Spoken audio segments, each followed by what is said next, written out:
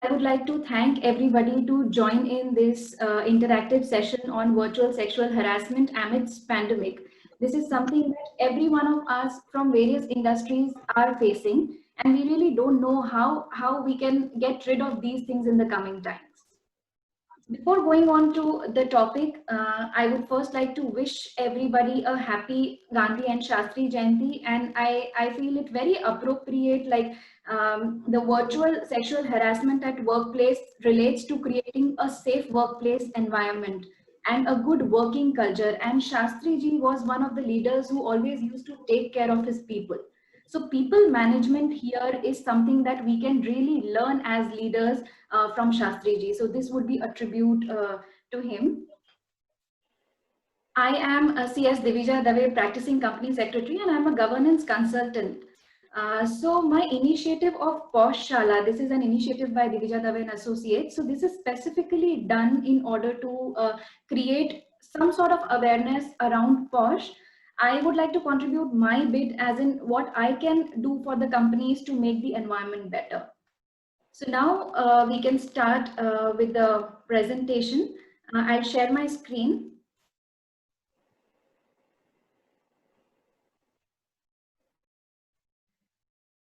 I hope it is visible to everyone. Yes.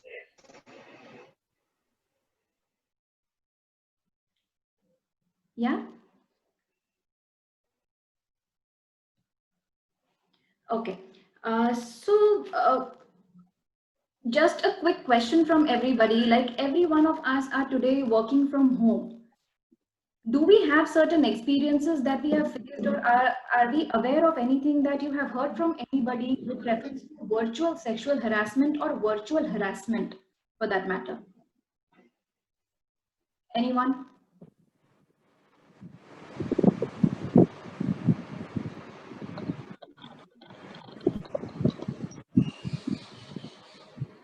Okay. I've heard about harassment in terms of working hours. So it's an assumption that since people are working from home, they can virtually be connected 24 by 7, Correct.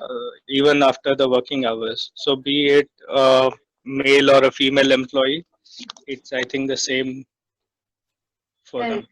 Correct. Absolutely correct. So, what I see, like we have people joining from different sectors, and this is something which is very relevant to all the sectors. Now, since we are working from home, the working hours, workplace, your policies, revisit, everything becomes a critically important thing. Now, what was working hours earlier may not be the working hours same. If we see, like most of us are working, starting our work early in the morning and ending up late in the night by say 11 or 12 o'clock. And also few of us are working in the weekends. So this is how the pattern has changed. This is how the entire pandemic, post-pandemic era has changed the working style of people. Now, what is the workplace, extended workplace? We were simply knowing about going to office, coming back, or in case if we were visiting any sort of meetings or parties with reference to the offices, used to come under the workplace. But now what? So these are certain areas which we would like to focus on. And if you could see my screen in today's interactive session, these are 8 things that I would like to specifically focus on. Like, are you really isolated? There's some sort of a difference between perception and intention. Critical understanding of pre and post pandemic era. Then there is a virtual sexual harassment. There's a concept of extended workplace. There is a concept, why do trainings fail? You need to revisit your policies and what is the need of the hour. So these are certain points that we'll be covering in today's session. So are you really isolated? We have a physical workplace and work from home. These are the two differences pre and post pandemic era. Now, as we see, everybody is keeping a watch on us. Like 24/7 में से हम 15 से 16 घंटे अपने camera पे बिता रहे हैं आजकल. अगर कैमरा पे बिता रहे हैं तो जरूरी है कि कोई ना कोई हमको देख रहा है. We are constantly getting onto the video calls, video conferences. So are you really feeling safe while attending these meetings? This is one question that we ask ourselves in these days. Any views on like when you attend your virtual meetings? How are you feeling? Anything you would like to say or share an experience here? Anyone? Bhuvneshwari ji, any experience you would like to share?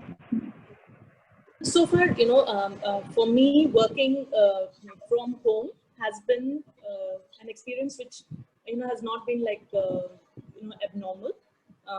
It's been pretty comfortable, and I feel that, the working from home, I see a lot of, interaction and, the colleagues are, coming to help. It's not that people hold on to a task. That's been my experience. It's not been anything abnormal so far, and I've not heard anything as yet. Okay. Okay. As Nitin said, we do have instances. I'm not saying it in my workplace, but of these extended working hours. So that's definitely a challenge. But for me, I've had, it's been fairly okay for me. Okay, thanks for sharing this experience, because what happens like when we are working from home, when we are on cameras, Indian cyber security laws and data privacy laws still we feel are not up to the mark. Like for example, if today all of us are in a meeting and without permission I start a recording or I try to take a screenshot of this particular meeting for my reference. So it's not a kind of infringement of the privacy that's there in either IPC or in the IT Act for that matter. So if I'm doing this, I can easily get away with taking the screenshots or with infringing your privacy by saying that this is a technological misunderstanding that has happened. So really at this point of time, all of us are required to feel safe. However, due to the cyber bullying, the harassment that people are facing these days, it's really not getting up to the place. Now, for example, if we talk about a few very common examples here, like you come closer to the camera, I can't see you properly. You need to join the late night meeting. A message comes from your boss urgently. Now, please share with me your personal contact details, a vendor says, because right now everything is happening online and all sort of information we are trying to share with the people online. So here, the feeling of discomfort, maybe a male who would be feeling uncomfortable and a female who would be feeling uncomfortable. Like gone are those days when only female in the organization was victimized to posh. These days, it is way beyond the female victimization. Rather, it is taking care of all the genders that are available in your workspace. May it be male, female, or the transgenders. Now, it's very critical to understand here that there is a difference between perception and intention. Amongst all the legislations that you see in India, perception-wise, only POSH is the legislation which is completely based on perception and not intention. Like everything in other legislations, if you focus, so the mens rea is your intention. Now that intention comes under all other legislations, but in POSH, if I want to say that, no, I wasn't intending to do so and so act with the colleague, but the colleague has perceived such a act that is done. So that perception and intention are two critical areas with reference to POSH. Therefore, it is critically important that the display of right behavior at the workplace is done. And now, since everybody is, again, I'm stressing that every one of us are working virtually and remotely, and we are constantly facing cameras. So in that case, it becomes critically important how rightly we place ourselves in front of our colleagues or our seniors or our stakeholders for that matter. In this case, if you would see intention in POSH, that would only be mattering if you intend to create a good and safe workplace environment for your organizations and employees. But perception could go beyond anything. And here it is again very critical to understand that perception, since it is going and reaching heights, it could come from the mental health of a person. Now, since every one of us are working remotely, it could happen that, I'll just take an example. There are people who are staying alone. They have missed out meeting with their families. So what state of mind they are carrying?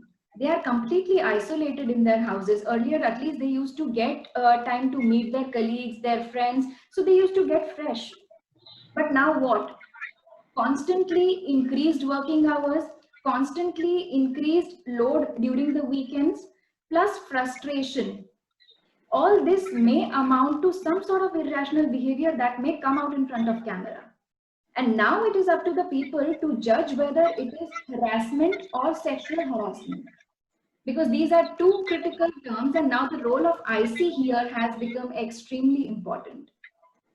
Because it doesn't now remain only to the training part, rather it extends to the sensitization. The sensitization or empathy that each and every stakeholder or employee would require from the leaders. Now, as I was talking about understanding the criticality, here are few important things that we can focus on: workplace, working hours, and POSH policy. Now, workplace earlier, as per the POSH Act, Section 2, subsection O. So it clearly used to state that workplace is so and so place where your work is being carried out in terms of your employment, during the course of your employment, or even for that matter, if transportation is a part of your workplace, that would be covered under Section 2O. But now what? Is home considered as your workplace? Is it the extended workplace? So that is something which the organizations will have now to rethink. If it is, then how are we planning to move ahead in terms of the extended workplace? Secondly, you have working hours. Now the normal working hours that we have is 9 hours of working. In the new normal that we say, the working hours are constantly going beyond your normal working hours.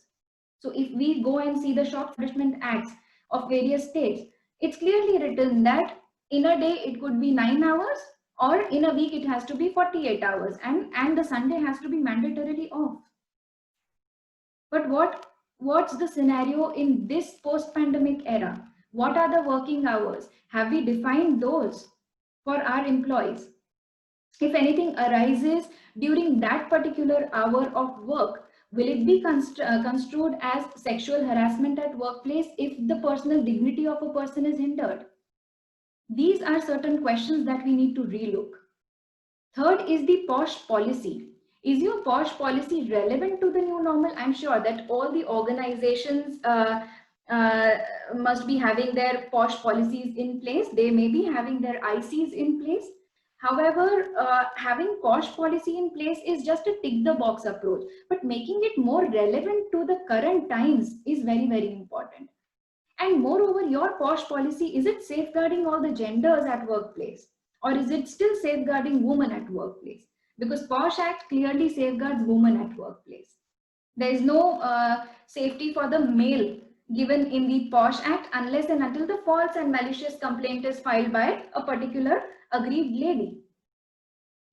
So that's the only gray area in the POSH Act which says that we are protecting men there and we are punishing female. Otherwise, the entire act is completely based on the female protection. But your policy should certainly include parameters which is protecting all the genders. We'll come in the later slides to understand what your policy should include and how your policy should be relevant to the new normal.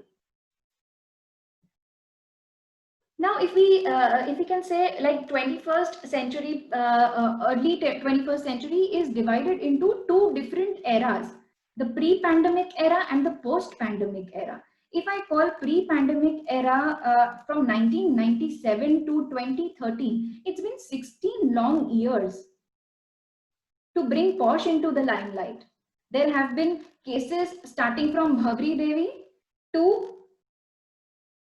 the people who are suffering workplace sexual harassment in 2020, right? So till 2013, there was no light, there was no concentration on the workplace sexual harassment. But POSH, when POSH came, it tried to figure out that, yeah, these are certain points under sexual harassment definition, which could be construed as sexual harassment at workplace, and that got included in the act.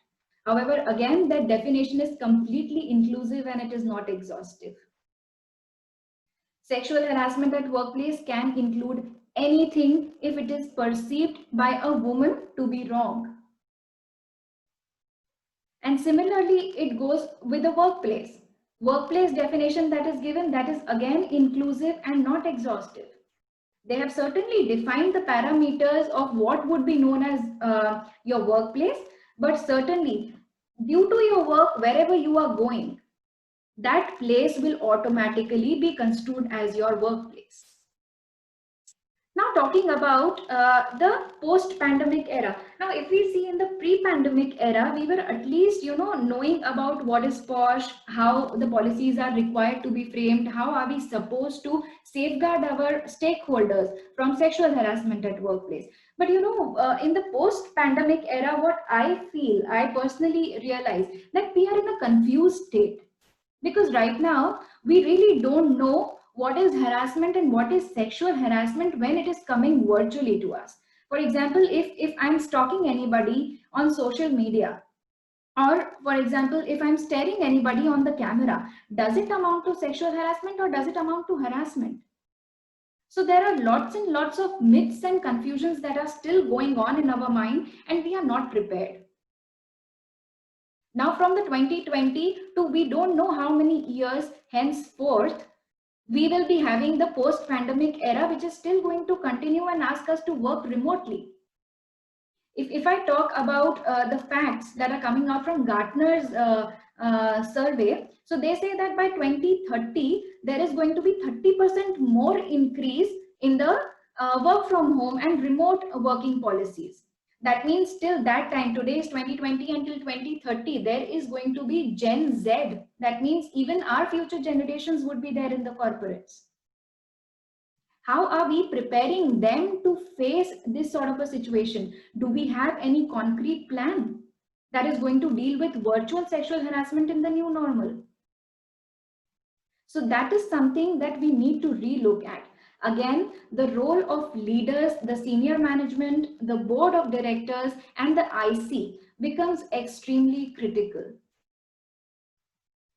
Because here the IC has to understand not only what is specific to law, but also now what is good to have and what is not good to have for the organization.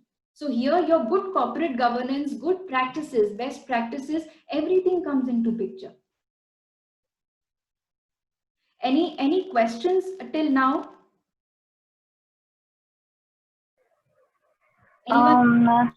Thank you, Divija. Jimli here. My views on this are, see, I am aware of sexual harassments happening online, but that is on an individual level. As on a corporate level, till now I have not heard of people getting harassed. But since you are extending the definition of harassment to extended work hours, if you are looking at that as a kind of harassment, then yes, work hours have been extended for different reasons. While yes, people are forced to work beyond 9 hours, the stipulated 9 hours, it is also a fact that when you are working on site, you are dedicating your entire time. Out of 9 hours, I would say you are dedicating entire 8 hours to work. Right. But when you are working from home, you are tending to other responsibilities, and maybe out of those 9 hours, you are able to give maybe 6 or 7 dedicated hours to your work. So, as a cycle, your work hours tend to get extended. And my opinion is that there is very little that corporate can do at this moment, because the expectations from you remain.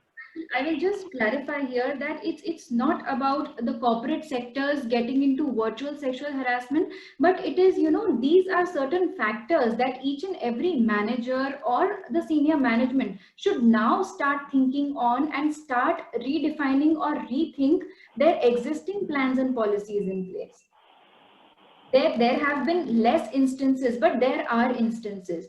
And now, since we are going to continue to work from home in the coming years, what steps we as vigilant I would say employees or leaders of the organization should take in order to make our staff and stakeholders feel comfortable while visiting offices or while working virtually, for that matter? No, my question was, Divija, that are we extending this perception of sexual harassment at work to extended work hours? Are we including extended work hours as within the parameter of sexual harassment? Definitely, because what happens, like we need to define what are extended work hours. See, in those work hours, if anything goes wrong with anybody, and that person is, sexually abused, or that person perceives to be sexually abused, then at that point of time, what are the things, what are the precautions that any organization, employer, and the person himself or herself should take? So these are certain, triggering points. It is up to the company whether they are taking all these things into the policy at this point of time or no. But yes, working hours, workspace, that is your workplace, and your policy. These are three criteria that need a revisit. Slide, you could see there are some interesting facts that you might not be knowing. Now, 70% of the employees, they are still continuing to work from home. And as per Gartner, by 2030, 30% more increase will be there in the work from home policies. That means eventually in coming 2 to 3 years, we will still be working from home. And therefore, again, I would like to emphasize on the policy part. Are your policies in place? Are you ready to face the consequences of virtual sexual harassment if it comes to your organization? All of us may say that we are well prepared, our policies and procedures are in place, but are they actually in place? I will re-emphasize on this question because my whole agenda to have a discussion is to tell the people from various organizations that yeah, they need to revisit their policies again and again and make it more relevant to the upcoming times and the new normal. If you see, 95% of the employees are still working on the weekends. So this was one of the surveys that was conducted by a Bangalore-based consulting firm. Here, if you could see another survey that was done by Pink Ladder, they say that out of 200 women from 80 organizations, they had simple questions like, do you feel that there is increase in the workplace harassment? Are you hesitant to filing the complaint? So we can see 56% of women believed that harassment has increased in the year. And out of that, still 30% say that we are hesitant to file the complaint. So why is that hesitance still there? And or we can say that still the 44% women are confused. And or if they are not confused, they are not aware of the things. So there has to be certain safeguards that as a company, as IC, as leaders, we all will need to take in terms of sensitizing people and make them understand that what is sexual harassment at workplace in these pandemic times.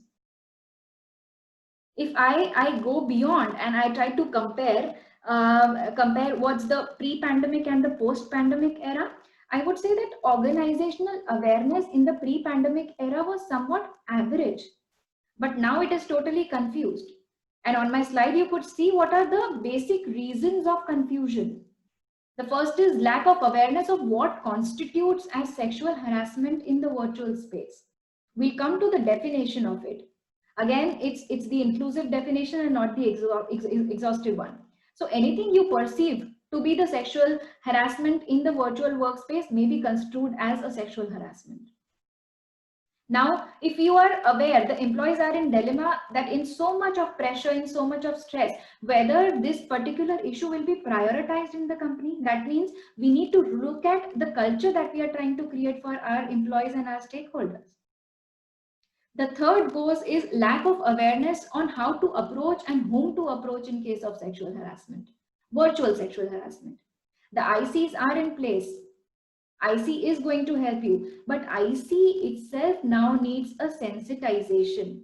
They need to understand what is constituting to a virtual sexual harassment and how that problem has to be dealt with. The fourth is non-realization that something wrong is happening.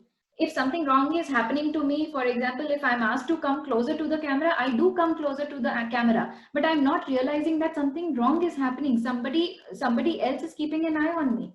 So there is a difference, you know, because in most of our minds, we try to pursue sexual harassment only as a physical matter and not as the mental harassment or the virtual harassment.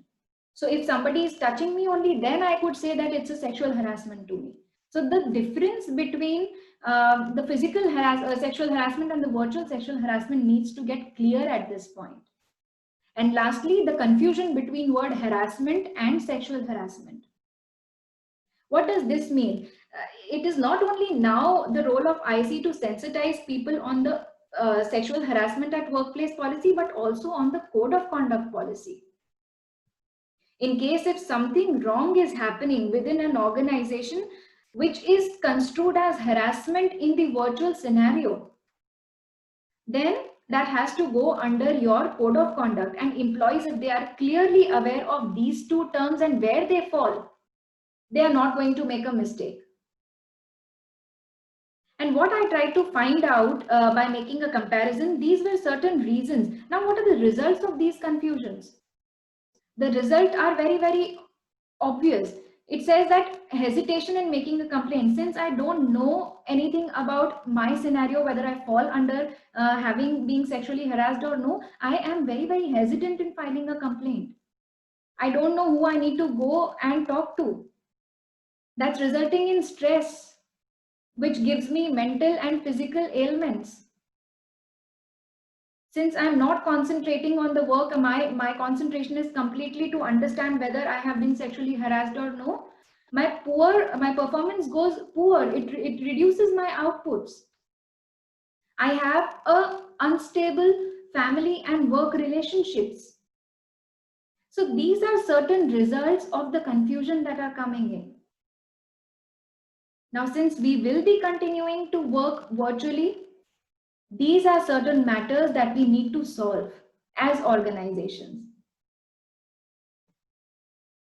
Now, what we talk about sexual harassment, again here, the definition of the act is very, very clear. It says that any unwelcome sexually determined physical, verbal or non-verbal conduct falls under your sexual harassment at workplace. This definition is very, very inclusive and not exhaustive. So what virtual sexual harassment construes of? It could be either stalking of your social media, using provocative content on the virtual walls while having virtual meetings. For example, all of us are having a meeting. I may have something on my wall that's, that's provocating to you, and you may feel that this is not up to the mark. This is insulting me. This is insulting or infringing my personal dignity as a woman or as a male. So in that case, whether that amounts to your virtual sexual harassment or no, if I'm insisting everybody constantly to switch on the video, even if the employee is uncomfortable, or even if the attendees of the meeting are uncomfortable, I'm calling for the late night meetings, and as a boss, I'm saying that, no, you need to switch on your camera. Please join with me the pajama party at 11 o'clock. I'm not comfortable, boss. I need to say that. And I need to understand that where my comfort level is going away, my harassment is starting. I'm not saying that it's a sexual harassment, virtual sexual harassment, but yes, it is a harassment. It is a form of harassment. Cracking inappropriate jokes of a sexual color in the meeting just to lighten the mood. Non-veg jokes हम बोल रहे हैं. There are 10 females in the meeting and 1 male in the meeting. I would take the opposite example, because every time we try to victimize women in the sexual harassment case. So if those 9 or 10 women are constantly speaking something on the sexuality or sexual orientation of a person, or something related to the sexual nature that is making that male feel uncomfortable, that amounts to sexual harassment at workplace. Inappropriate dress codes. If you are insisting me to switch on the video, or if, for example, my video is switched on, I should know what is the proper dress code I need to follow when I am coming for video calls. I cannot just be roaming around like that, or I cannot just be sitting in uncomfortable clothes that make others feel uncomfortable while looking at me. And more. I mean, these were just few examples of what could come under the parameter of virtual sexual harassment. There could be lots and lots more things. You yourself may come up with examples and say that, yeah, this could fall under virtual sexual harassment, because again, the definition is inclusive and not exhaustive. Hence, again, I would reiterate that distinction between perception and intention should be very, very clear. This entire act, this entire phenomena is based on your perception and not on the intention. If I talk about extended workplace, now you can see clearly the definition that's highlighted here. It says that any place visited by the employee arising out of or during the course of employment, including transportation by employer for undertaking such a journey. Now, anything that is arising out of or during the course of employment would be termed as your workplace. And certainly now, all the companies will have to relook what exactly constitutes to a workplace and workplace sexual harassment. If you could see again some of the data that has come from the Gartner, it says that 88% organizations have encouraged and required employees to work from home, out of which 75% organizations, they plan to move at least 5% of the previously on-site workforce permanently to the remote positions. That means 75% of the organizations, they are planning to work from home or work remotely unless and until there is urgent need to go to the office and work. So here there is the room for employers to now look at what is home. Is home your extended workplace? And if any incident that is happening from home in the duration of the work of the employment, that would be construed as workplace sexual harassment, if it falls under the boundary of your sexual harassment definition and your perception. So this is very, very critical. Now, in many companies, we have a mandate that once a year you are supposed to do your sexual harassment at workplace trainings. But have we ever realized that why are the trainings failing? Why do we need to rethink? And how do we have to conduct trainings in a better manner? So there are certain reasons that we have come up with which say that why your trainings fail.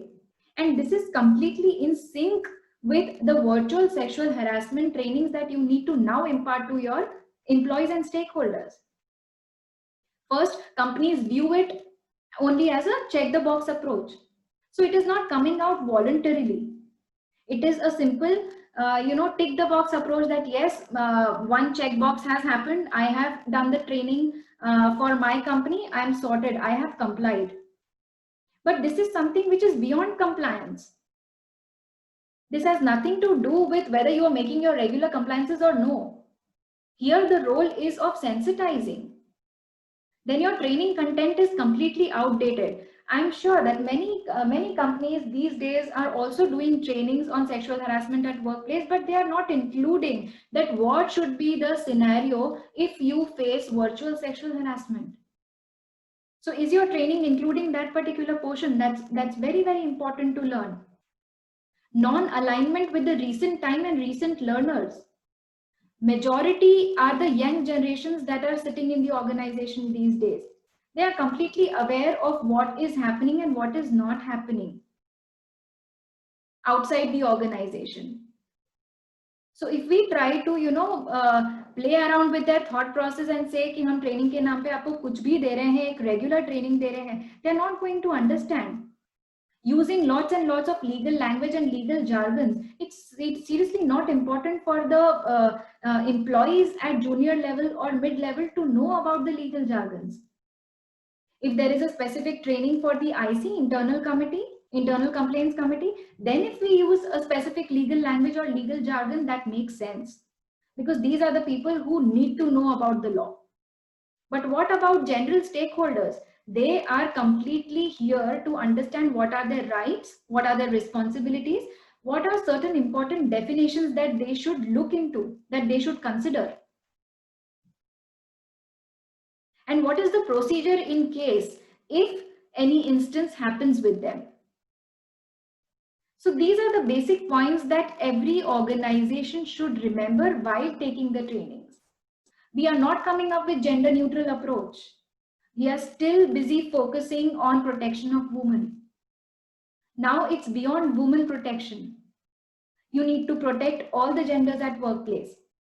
Lack of practical illustrations, we make it in the training, you know.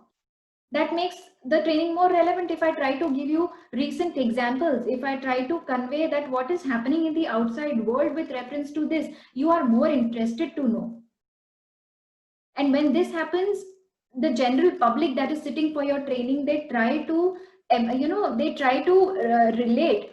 If any incidents has taken up with them, they try to relate it with your illustrations and try to come up with the solutions of such problems in the training itself. So it is completely important to make your training content and your training style relevant to the new normal. You will have to empathize and understand what is the perspective of your stakeholders. It can't be that on one side you are speaking to your employees or stakeholders about what is posh, does this amount to sexual harassment at workplace, if anything happens to you, please come to me. This is how they're not going to come, unless and until there is a human touch. Relevant to this, I would say that you will have to revisit your policies. Now, if I say that the language of your policy should be emotion laden, emotions have nothing to do with your posh policies, right? But still, I would insist that you will have to write it in such a manner that that is going and directly hitting the audience that you are trying to serve your policy to. How much ever well drafted your policy is, but if its content, its idea is not reaching the right level of people or right amount of people, it makes no sense. What I am trying to convey today is not reaching you. That means that I am not able to convey my things properly. Same goes with your policy. Policy is not merely a document that every organization has to keep just for the sake of keeping. Rather, the language, the things that you include in the policy should be so much relevant to the current scenario and to your employees and stakeholders that they actually relate to it. Then second is mention of rights and responsibilities at each level in the organization. Whether it is your board of directors, it is your senior management, employer, that is your mid-level, junior level, or even the peon level for that matter. So the responsibilities and rights should be clearly mentioned in your policy. The clear mention of your procedure should be there. The policy should try to ensure safety of all genders in the workplace, present in the workplace. Now the picture that you could see here, this is a very famous tennis player, Novak Djokovic. He has nothing to do with sexual harassment, but I have tried to put the picture of this person here because recently a case happened wherein, I'm trying to make you understand the gravity and seriousness of the policy that these people take. So in the recent instance, while playing American Open, he was trying to hit the ball without, intending to hurt somebody else who was standing next to this person. And suddenly ऐसा हुआ कि उनके पास जो एक female खड़ी थी उनको इतनी जोर से लग गई कि वो बेहोश हो गई और उनको इवेंचुअली ब्रीदिंग में प्रॉब्लम होने लग गया. The match was then and there stopped. The entire management of American Open took the decision and this person was rusticated. This person was suspended. So this is the height of seriousness of the policy and policy makers. That means clear mention of penal consequences of the predator regardless of where that person stands in your organizational hierarchy. Now this person is internationally #1 ranked tennis player. And that too, he did not do his action of hitting with an intention to hurt, though he was rusticated and suspended, because the policy makers and the management were very, very clear that we are not going to leave anybody in the hierarchy if such and such action has been committed. So this is a simple link that I am trying to make from this example to the organization hierarchy. Your policy should have penal consequences that are equal for everybody in the organization. Starting from your MD, CEO to the lower level person if he or she has committed any of such crime. So that predator needs to be taken care in the similar fashion. Keep your policy simple and understandable. Less use of legal jargons. Again, you could have 2 policies in place, one for the IC and another one for your general stakeholders. Try to help them understand what you are trying to communicate in the policy. Try to include definitions of sexual harassment, aggrieved woman, workplace, employer and internal committee in that particular policy so that they could relate to it. It shouldn't be in the exact form that's written in the act. But it could be, some sort of a pictorial definition, pictorial form representation that's more understandable and relatable to these people. Why we say that while making sexual harassment at workplace compliances, you need to put posters everywhere. Especially when we are seeing people working at factories and manufacturing units. वो सब मजदूर हैं, उनको आप sexual harassment at workplace अगर समझाएंगे या virtual sexual harassment समझाएंगे, वो नहीं समझेंगे अनलेस एंड अनटिल आप उनको अपनी रीजनल लैंग्वेज में समझाते हैं या एक इस तरह से पिक्टोरियल फॉर्मेट उनको दिखाकर समझाते हैं जिससे क्लियरली उनके दिमाग में छप जाता है कि यार this is what amounts to your virtual sexual harassment और सेक्सुअल हरासमेंट एट वर्कप्लेस, और अगर मेरे साथ ये सब चीजें होती है तो how am I to tackle this. So these are certain important points that I feel are very, very relevant while you draft your policy. Again, relating this to your current new normal, what are certain things that should be additionally a part of your policy now? ये वाली policy तो हम लोगों ने बनाई जब हम लोग नॉर्मल प्री पैंडेमिक एरा में थे, जब physical sexual harassments used to take place. But now what? In the current situation, when again all of us are working remotely and working from home, what are certain things that your policy should include? Your policy should clearly mention virtual etiquettes. So now this has completely gone beyond what is sexual harassment and what amounts to virtual sexual harassment at workplace. Each and every person who's visiting the virtual room, the virtual call or conference needs to know what are the etiquettes that I need to follow. Then redressal of domestic violence in wake of remote working should be included in the policy. Now, for example, if I say that my home is an extended workplace and I have a fight with my husband, it's a part of domestic violence. But due to that, since this has happened in my workplace, my extended workplace, how am I to tackle this? And this is certainly, मेरा productivity इसकी वजह से कम हो रहा है, मेरा stress level बढ़ रहा है, मैं काम में कॉन्सेंट्रेट नहीं कर पा रही हूँ. So we need to rethink if the domestic violence has to be the part of your policy, because now this is extended workplace and especially for the unorganized sectors, if you see, यहाँ पे ये सब चीजें बहुत होती हैं जब आप घर से काम कर रहे हैं. So how to tackle these situations? Should it be a part of your policy or no? We need to think. Definitions should clearly mention what is your virtual workplace, what are working hours, what is the dress code that you need to maintain. If you are a male, what are you supposed to wear? If you are a female, what are you supposed to wear while you are attending the meeting or any video conference call? So these are the aspects we need to look at. Cyberbullying on virtual platforms should be included in the policy.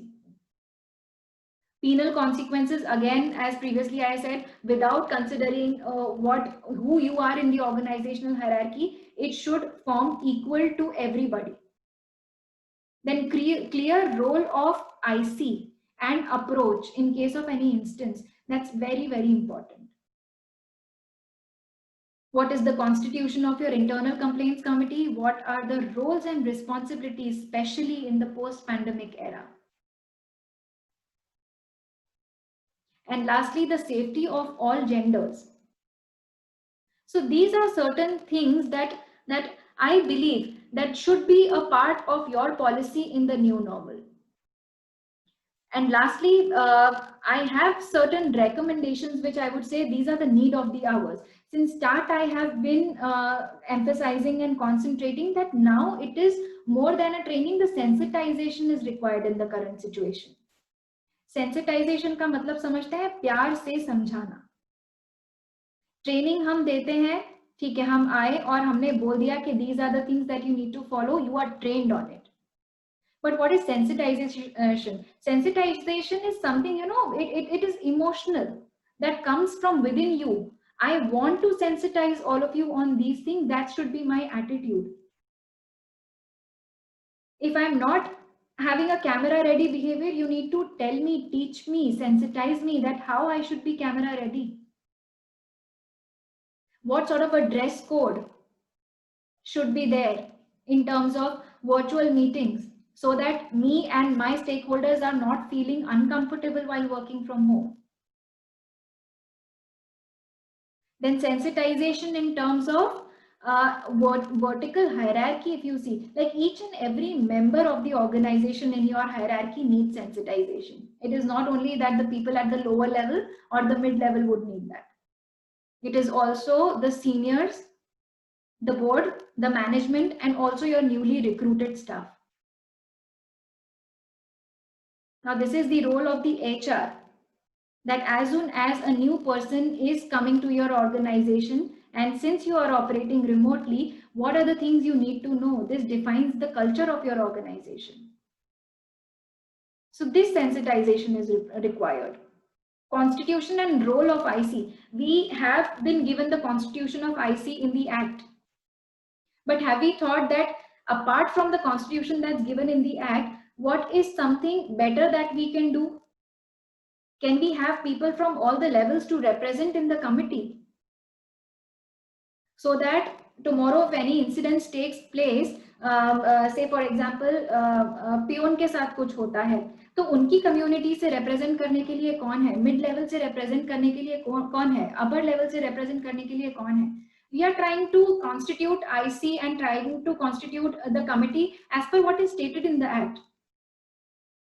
एक external member होना चाहिए, बाकी आपके male female का combination होना चाहिए. So ये सब सबको पता है, but what extra are you trying to do to safeguard your workplace in these post-pandemic times? Then have you constituted a separate management committee in the form of jury so that you could avoid biasness? Now there can be instances where the entire senior management or board of directors may be involved in such a situation. So उसमें क्या होगा? मेरा independent decision बाहर आ पाएगा या नहीं आ पाएगा? So do I have a separate committee who will act as a jury and come to the right decision in this scenario? Do my employees and stakeholders have gender sensitization? Do they respect all genders at workplace? Or are we still mocking around अगर हम देख लेते हैं किसी और gender को तो? Yeah, if we see that the genders are not normal in the organization, we are trying to say, no, this is not a part of our normal employee culture.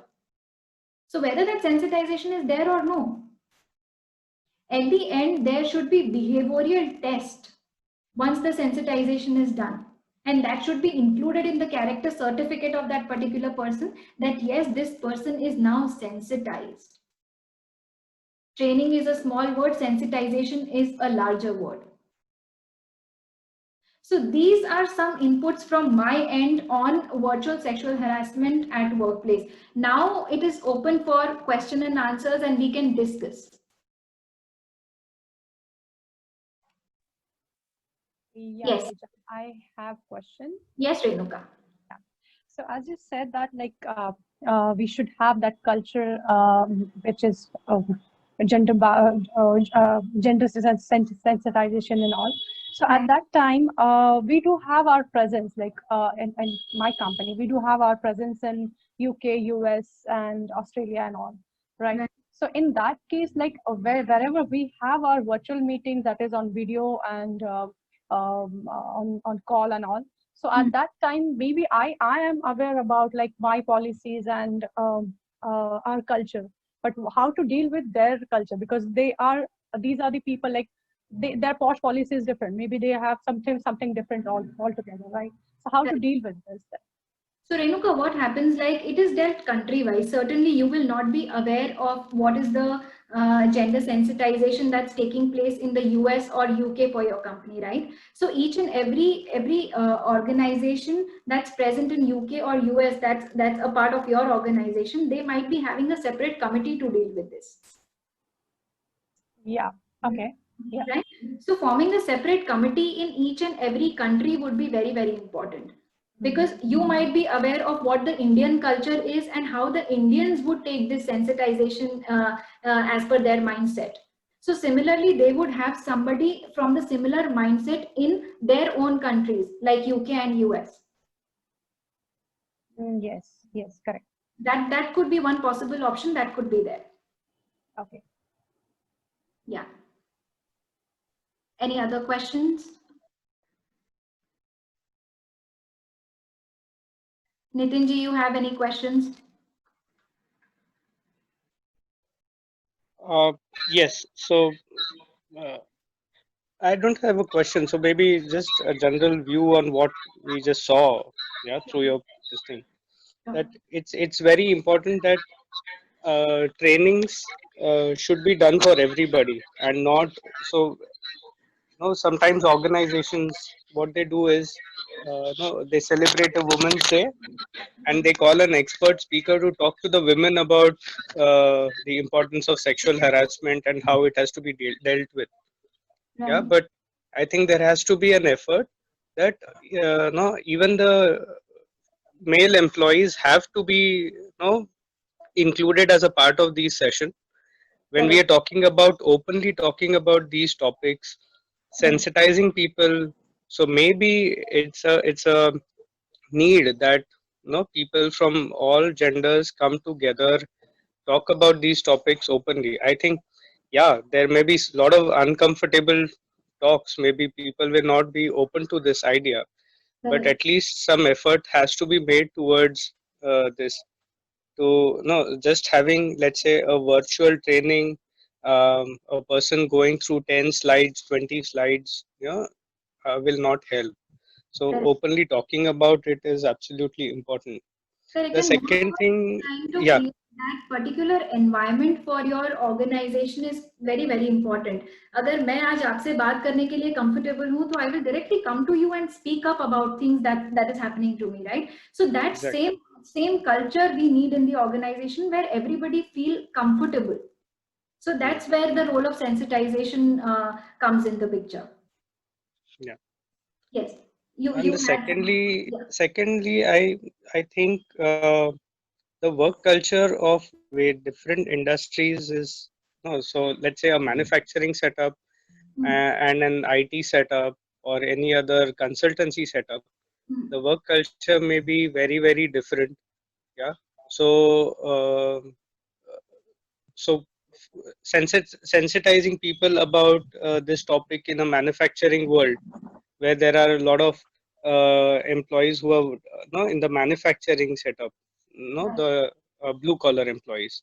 So Right. it special trainings like that have to be done, or like that, or like the poster thing that you said. Yeah. Correct. It has to be a And sector specific thing that we'll have to now think of, because generally तो हम लोग जो कर सकते थे हमने pre-pandemic era में किया ही. But now what is new that could help your organization to grow and understand the relevance of having this particular safety workplace environment in place? right. Thank you, Nitinji. Anyone else have their thoughts on this?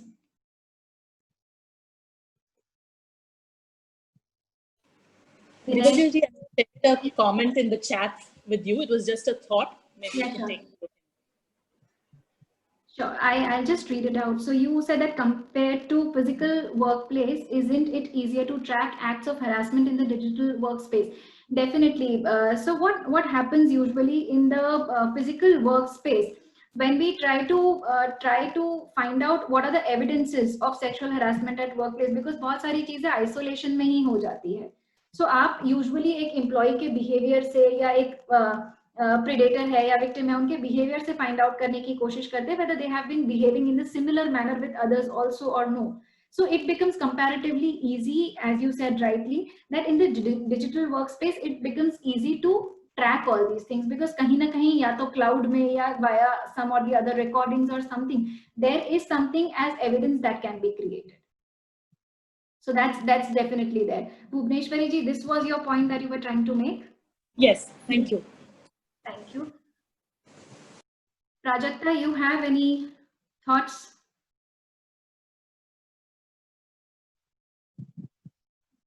Prajakta, Vinay ji, Pooja ji, Devki. Yes, Divija, first of all, lovely presentation. Sorry, I was broadly aware about the act, but you touched upon some specifics which were very useful, and I've literally jotted them down for future reference, because I think you have interesting presentation. Thanks, Devki. I would be sharing the presentation. My only concern is what about interactions with clients? I'm a sole proprietor, so I don't have employees as such, but I interact with a lot of clients. Correct. So Devki, what happens, like this act is applicable to the organizations who have 10 or more employees, right? But then it is also applicable to the outside people who are visiting various organizations. आपके ऊपर act applicable नहीं होगा, लेकिन अगर आप उस organisation में client place पे जाते हैं जहां 10 या 10 से ज्यादा लोग हैं, एंड अगर वहां पे आपके साथ कोई मिसबिहेवियर होता है या किसी तरह का इंस्टेंस होता है, at that point of time you will have the liberty to file a complaint with their internal complaints committee. So you are very much under the radar of this POSH Act while you are communicating with your clients, who comes under the purview of this act. Thank you, Devija. That explains a lot. Thanks a lot. Thanks, Devki. Do we have any other questions, or we can take a photograph? Yeah, hi Divija. I have one question. Yes, Sundaram. Yeah, so I just want to make sure that whether a complete virtual scenario of a training, or you can say it is a theater-based training in the form of a film running, or you can say a pre-recorded training, whether that will be okay for the candidates or the employees, or actually no, it cannot be a matter of sensitization. Actually, the sensitization way should be a physical training or a virtual training. But what about the law in this scenario? Is there any saying in the law that you should do only these type of trainings, virtual trainings coming directly one-on-one basis, or theater-based training or already pre-recorded lecture-based training will be okay from the law point of view? So Pooja ji, if we see the POSH rules, so nothing in specific is mentioned with reference to how the training should be conducted. Yes. It is only mentioned that the training has to be conducted once a year, and to have a better corporate governance, it should be conducted twice a year. That's what we recommend to the clients normally. So in that scenario, what happens, like आप अगर normal training mode में pre-recorded lectures दे देते हैं just to make these people comfortable with the understanding of the law, that's completely fine. However, again, I will emphasize that sensitization of making those points understandable to the audience in a physical form would be very, very important. Like every time imparting the training through virtual platforms, the pre-recorded platforms wouldn't be of a great help. So वो क्या होता है कि बहुत सारे employees देखते हैं, बहुत सारे employees नहीं भी देखते हैं. Yes. So that's one thing that we need to look at. Okay. Thanks Divija. Thanks a lot. Hi, Devi. Hi. Hi. Just a query. had heard about sexual harassment at workplace. This is the first time hearing about virtual harassment. So does this come under Sexual Harassment Act, or is it a separate act or something like that?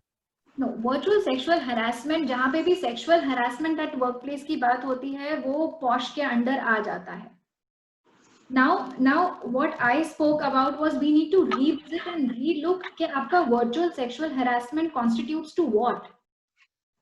Because sexual harassment का definition तो आपके posh act में already दिया हुआ है. But आपका virtual sexual harassment constitutes to what? We need to relook at that. That's why there were certain reasons of confusions that I had given. कि मुझे पता ही नहीं है कि harassment क्या है और sexual harassment क्या है. So that certainly comes under POSH, but you know, there is a airline difference between harassment and sexual harassment. So that needs to be getting much more clear as and when people face it and try to come forward with filing complaints to that. Okay, thank you so much. Thank you.